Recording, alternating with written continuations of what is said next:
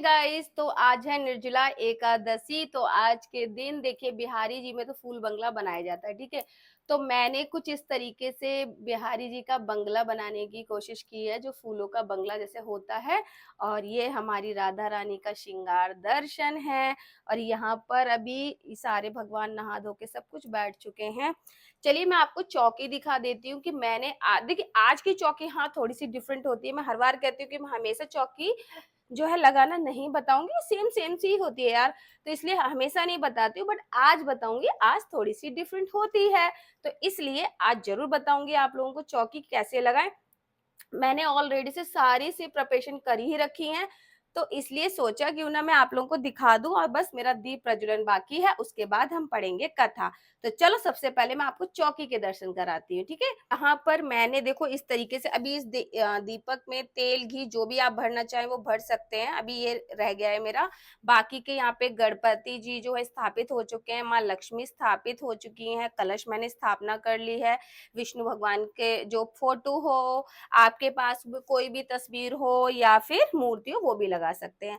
और यहाँ पर देखो मैंने दो कलश रखे हैं आज। एक कलश है मेरा ये स्टील वाला, ठीक है। और इसके ऊपर मैंने कुछ देखो, ये बहुत ही इजीली चीजें मिल जाती हैं मार्केट के अंदर। आज के दिन निर्जला के लिए आती हैं। ये बास्केट है, ठीक है। पूरी लकड़ी से बनी हुई बास्केट है। मैं आपको बिल्कुल पास से भी दिखा देती हूँ। और ये कुछ फ्रूट जो भी मौसमी जो फल होते हैं, वो हमें कोई भी फल हमें इसके ऊपर हम जो भी हमारा सामर्थ्य हो वो हम इसके अंदर रख सकते हैं। तो इस तरीके से मैंने चौकी लगाई है। मैं दीप प्रज्वलित करूंगी और एकादशी की अब कथा अपनी बिहारी जी का फूल बंगला एक बार फिर से दिखा देती हूँ। यहाँ पर ये देखो हमारे लाला और लाली कितने सुंदर लग रहे हैं। और लाली ने आज हमारी ने पर्स भी पकड़ा है, सबने सूती वस्त्र धारण करे हैं। तो ये इस तरीके से। और हमारा ये वाला लाला देखो कितना प्यारा लग रहा है, ठीक है। तो मैंने कुछ इस तरीके से फूल बंगला आज बनाया है। आप लोग देख ही सकते हैं। कैसा लगा कमेंट करके बता देना भैया। ये हमारे बिहारी जी। गाइस, मैंने जो है दीप वगैरह प्रज्वलित कर लिया है, बाकी चीजें मैंने आपको दिखाई दी है।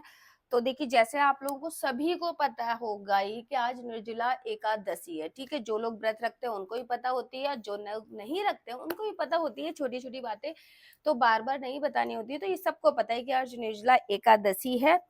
तो बात आ जाती है दान की, है ना, कि हम आज क्या क्या चीजें दान कर सकते हैं। देखिए दान की कोई सीमा नहीं होती है। जो आपका सामर्थ्य हो आप वो दान कीजिए, ठीक है। बाकी मौसमी फल, शरबत का दान ये आप जरूर करिए। कि किसी जगह जैसे प्याऊ है, अगर आपका सामर्थ्य है आज के दिन लगवा देना चाहिए, और नहीं है तो घड़ा दान तो करना ही करना चाहिए, ठीक है। और छाता दान कर सकते हैं, पंखे दान कर सकते हैं, कहीं पर किसी मंदिर में फैन दान कर दीजिए। या कोई जरूरी ऐसा भी नहीं है कि आपको मंदिर में ही चीजें दान करनी है, ठीक है। ये बात बिल्कुल अपने मन से निकाल दो। कुछ लोगों का प्रश्न होता है जब आप कभी चीजें भी लेने जाते हो ना, तो कभी लोग बोलते हैं अरे पंडित जी तो ये मांगते हैं वो मांगते हैं। जैसे मैं भी कभी कुछ लेने जाती हूँ तो हमेशा लोग ना एक नेगेटिव वे रख लेते हैं कि पंडित जी ने, तो मैंने उनको बोला कि पंडित जी ने नहीं मांगा। ये जब मैं पूजा पाठ या कुछ कर रही हूँ तो मैं अपने सामर्थ्य के अनुसार जो उनको मैं खुद दे रही हूँ, ठीक है। उन्होंने मुझसे कुछ नहीं मांगा है।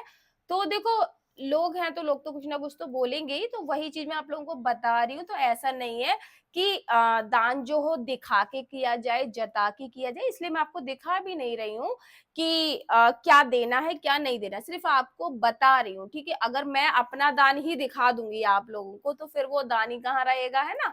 तो दान वाली वस्तुएं कभी नहीं दिखानी चाहिए। मैं आपको मौखिक बता रही हूँ कि आप क्या क्या चीजें दे सकते हैं। घड़ा दे दो, पंखा दे दो, छाता दे दो, है ना। कोई जैसे जग दे दो शरबत भर के, तो दे ही दो आप, मतलब दान ही कर दो उनको, है ना। जिनको जरूरत है उनको दान ही कर दो।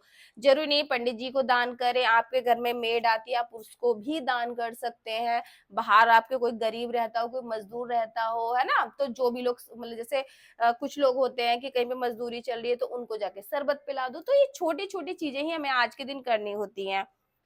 अब क्वेश्चन आ जाता है ये कि बहुत से लोग बोलते हैं कि आप लोगों को प्यास नहीं लगती निर्जला एकादशी में, तो वो खा खाना तो कैसे खाओगे जब पानी तक की मना है। तो खाना कैसे खाओगे, नाम ही निर्जला है। ऊपर से आज के दिन तो भाई गर्मी भी है। जैसे और डेज में इतनी गर्मी नहीं रहती थी, बट आज के दिन बताऊं तो बहुत गर्मी है आज के दिन। तो देखिए भगवान परीक्षा लेते हैं, बिना परीक्षा के भगवान मिलते भी नहीं है। तो भाई मुझे तो नहीं लग रहा, और मन में अगर भाव है आपका तो सब चीजें स्वयं ही अपने आप ही, सारी की सारी चीजें इतनी आसान लगती हैं। अब जैसे ये फूल बंगला ही मैंने बनाया, मेरा कोई प्लान नहीं था कि मैं ऐसे करूंगी, क्योंकि मेरे साथ भी देखो बच्चे हैं छोटे छोटे, तो उनका भी काम रहता है ना, तो बहुत सारी चीजें होती हैं। हम ग्रस्त जीवन में जी रहे हैं, हम कोई ऐसा नहीं है कि संसार से हमने संन्यास ले लिया है और हम पूजा पाठ, तो भगवान भी चीज नहीं बोलते, उन्होंने बोला है कि ग्रस्त जीवन सबसे ज्यादा सर्वश्रेष्ठ है। आप मतलब इतनी मोह माया में फंस कर भी अगर आप मुझे एक टाइम जप रहे हो, मंत्र जाप कर रहे हो, कुछ मेरी जो क्या कहते हैं, जो भी हमारे जो हमें पढ़नी चाहिए पुस्तकें पढ़ रहे हो, गीता पढ़ रहे हो, महाभारत पढ़ रहे हो, जो भी मतलब आप सौदे कर रहे हो, तो वो अच्छी, तो आप कुछ भी नहीं कर रहे हैं, लेकिन आप अगर नाम जाप भी कर रहे हैं तो आपकी पूजा उतनी ही लगेगी जितना हम लोग करते हैं। वैसे भी कलयुग में जो है नाम आधारा ही है सारा कुछ, तो इसलिए दान करो छिपा के, अगर इस हाथ से करो तो इसको पता नहीं चलना चाहिए कि आप क्या कर रहे हो, क्या दे रहे हो, ठीक है, ये चीज छुपानी चाहिए। लेकिन कुछ फालतू की चीजें लोग भी छुपा जाते हैं, तो वो नहीं छुपानी चाहिए। जो चीज छुपाने की है वही छुपानी चाहिए, है ना।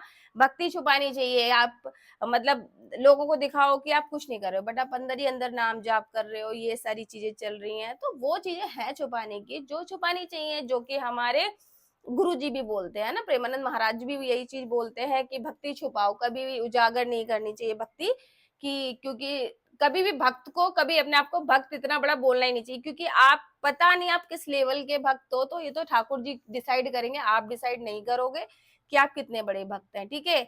तो चलिए बहुत सारी इंफॉर्मेशन